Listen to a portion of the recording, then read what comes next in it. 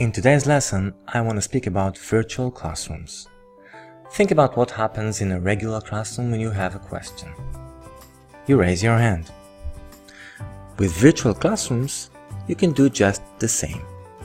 Let's say, for example, that you're writing a simple animation of a 3D model doing some skeleton animation and rotation.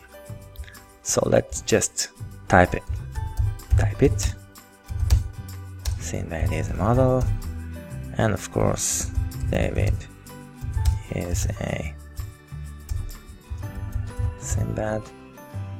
Now the skeleton animation, let's do dancing, and finally the rotation. Around the y-axis 360 degrees in 2 seconds. So again, you have a simple script, let's just run it, see that it works. Great, skeleton animation, dancing, then rotating 360 degrees around the y-axis. Now let's say you don't remember how to convert the dance command to be non-blocking, so it will run at the very same time of the rotate command. So what you can do is simply raise your hand and ask a question. In SceneMax, we ask questions by clicking on the Raise Hand or Ask Question button. So let's click on it and ask our question. Again, I remind you, we want to ask how to make the dance command to be non-blocking, so it will run at the same time as the rotate command.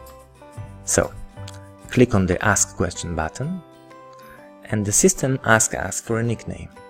So, this is actually our name as it will be shown in the virtual classroom. So let's just type my name, Adi, and then OK. Next, the application asks us to type the virtual classroom name that we want to join and ask there our question. If you know your virtual classroom name, then you can type it here. But if not, just leave the default public world classroom and then press on the Join Room button. So for now I will leave the default public world virtual classroom name and just click on the Join Room. Great. Now the connection has established, and we get a dialog in which we can type our question. So my question in this example is how to make the dance operation non-blocking. Okay, so this is my question. I want to know how to make the dance operation to non-blocking. Let's just to be non-blocking. Great. And now we click on the Send button. Okay, great. And here we get a confirmation that our question was sent successfully, and let's see what happens next. Before we continue, let's see a few interesting things on our screen. So first, below the Ask Question button, there is a text indicates the name of the virtual classroom that we are connected to. So in our case, public world. Below that, we have the number of students which are currently connected to that virtual classroom. So we have 11 members, 11 students connected. And here we have the some kind of icon with a question mark indicating that there are active questions, and we have one question. So now there is one active question in our virtual classroom. This one question is actually my question. I just asked how to convert the dance operation to be non-blocking, right? So If we click on this question mark button, we see a list of all the active questions. So now we have only one question, and here we can see the author of that question, me, Adi, and the question itself, how to make the dance operation to be non-blocking. Now, since it is my question, I can delete it from the public world classroom by clicking on the delete or remove button. Clicking again on the question mark button returns us to the regular, to the previous script editing form. Now hopefully one of the other 10 members in my virtual classroom will see my question and tries to answer it. So now I'm going to switch roles and show you how a member of that classroom can answer my question. So I'll be back in a minute. Now let's say I'm Jeff and I'm doing some pretty nice ninja animations, and suddenly I see that someone in my room has asked a question. So I click on the question mark button and I see, hey, Adi asked a question about how to make some dance operation to be non-blocking. So I want to see what was the question. I click on the question and here we go. Now I see the original text of the question. I see the script that was submitted with the question. So Sinbad is a model, David is a Sinbad, David dance and David rotate. So now I can observe the script and suggest some kind of answer to Adi. I know that in order to make the dance action to be non-blocking, I need to put the async attribute at the end of the operation. So I just edit the script and send my answer. In the explanation text box, I type my explanation. Hey, just add async at the end of the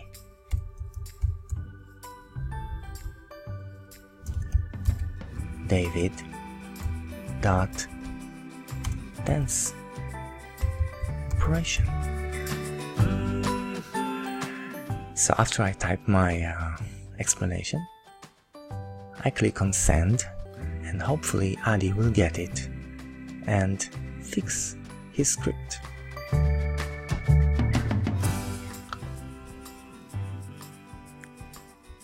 So back to Adi again. Let's see what I see when Jeff is answering my question.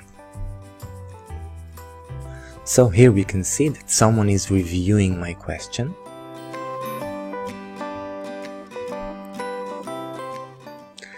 And now I can see that someone has actually answered my question. So when Jeff answered my question, me, Adi, I see this message, this dialog message, which states that someone has answered my question, and I can see what Jeff has just answered. So I'm clicking on the show answer, and here you can see this is the text that Jeff just sent me. As you can see, he modified the David dance command and added the async keyword, and also just below the accept button I can see the explanation that he provided. So, hey, just add the async at the end of the David dance operation. So back to the text, and again I can see that he added the David dance async attribute at the end of the table test operation. So now I can either click on the small x here at the top left and just ignore his answer, or to accept. So now I'm going to accept his answer because it makes sense.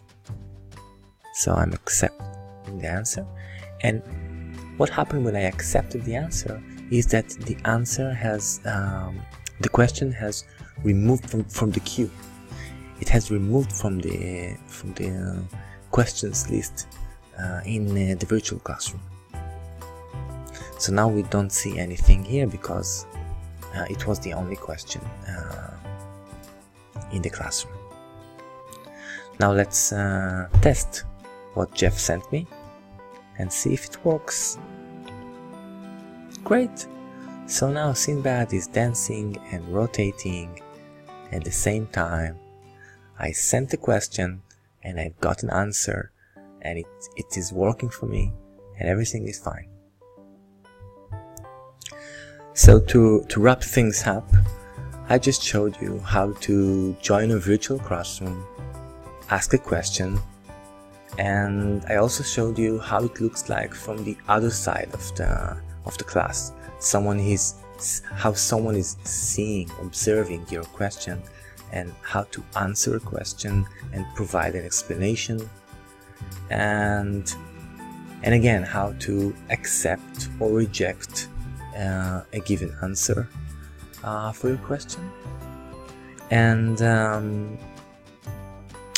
that's it. Actually, this is quite everything about SceneMax built-in virtual classroom technology. I think it's very powerful. It helps a lot to the teacher and to the students to help themselves, and really takes off some pressure from the teacher in the class. Now the last thing I want to show you is that at any given time you can just click on the menu here and then on the classroom menu item, and you can see who is in the class. Yeah, all these guys here are actually logged into the virtual class. You can see the class name, and you can leave this classroom. By clicking on the leave group, you are actually leaving the classroom. So now I'll leave the classroom, and again the text here has converted from the public world classroom to the not connected. So now I'm not connected to any virtual classroom. I cannot ask questions, and etc. Currently there's only one virtual classroom at the entire world. It's the public world classroom, and if any of you is a teacher which needs his own virtual classroom, if you're a teacher in a school or any other place, then send me an email and we can discuss it. Maybe I can add a specific virtual classroom for your organization, for you if you need it. And that's it. Bye bye.